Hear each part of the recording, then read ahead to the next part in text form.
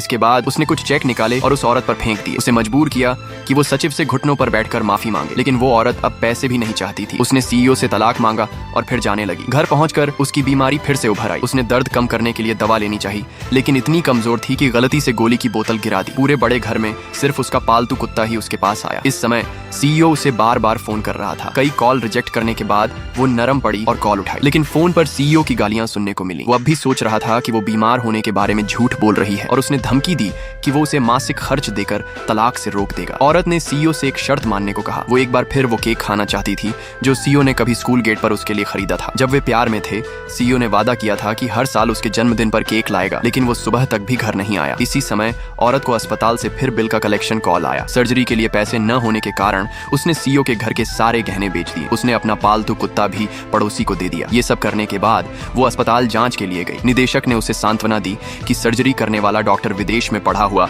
एक बेहतरीन सर्जन है और उसकी बीमारी जरूर ठीक कर देगा। उसी समय सीईओ आखिरकार घर केक लेकर आया, लेकिन औरत कहीं नहीं दिखी। उसने उसे कॉल किया। संयोग से निदेशक को सर्जरी कंसेंट फॉर्म पर किसी परिवार के सदस्य के हस्ताक्षर चाहिए थे, तो उसने कॉल उठाकर सीईओ को स्थिति समझाई। अनपेक्षित रूप से सचिव ने कुत्ते के बालों से एलर्जी का नाटक किया और सीईओ की बाहों में बेहोश हो गई। सीईओ ने तुरंत फोन काट दिया। सचिव को उठाकर अस्पताल भाग गया। मजबूरी में औरत ने खुद ही कंसेंट फॉर्म पर साइन कर दिए। वार्ड में लौटते समय सीईओ के बॉडीगार्ड ने उसे धक्का दे दिया और वो जमीन पर गिर गई। सीईओ सचिव को पकड़े हुए उसे देख भी नहीं पाया। तभी किसी ने उसे उठाया। वो हैरान रह गई कि उसका स्कूल का सीनियर ही उसका इलाज कर रहा डॉक्टर था। सीनियर ने तुरंत उसे वार्ड में ले जाकर उसके हाथ का खून रोकने की कोशिश की। ये नजारा वहां से गुजरते हुए सीईओ और सचिव ने देखा। सीनियर ने बताया कि औरत को कैंसर है और वो सर्जरी कराने वाली है, लेकिन सीईओ ने इस पर बिल्कुल विश्वास नहीं किया। यहाँ तक कि सचिव ने कहा कि वे दोनों प्रेमी हैं, वरना औरत इतनी आसानी से तलाक क्यों मांगेगी। औरत ने गुस्से में सचिव को थप्पड़ मार दिया। सचिव ने तुरंत बेहोश होने का नाटक किया। सीईओ मजबूरन सचिव को कंपनी लाउंज वापस ले गया। उनके जाने के बाद औरत की नाक से खून बहने लगा और वो बेहोश हो गई। सीनियर के पास अब कोई चारा नहीं था। उसने तुरंत सर्जरी की तैयारी शुरू की। तभी सीईओ को लाउंज के फर्श पर एक मेडिकल रिकॉर्ड पड़ा मिला। तभी उसे एहसास हुआ कि औरत उससे झूठ नहीं बोल रही थी। उसने तुरंत अस्पताल जाने की तैयारी की, लेकिन तभी सचिव ने कुछ ऐसा कह दिया जिसने उसे और भी हैरान कर दिया। अगर आपको ये कहानी दिल तक पहुंच गई तो इसे अपने दोस्तों के साथ शेयर करें और कमेंट में लिखें, सच सामने आएगा।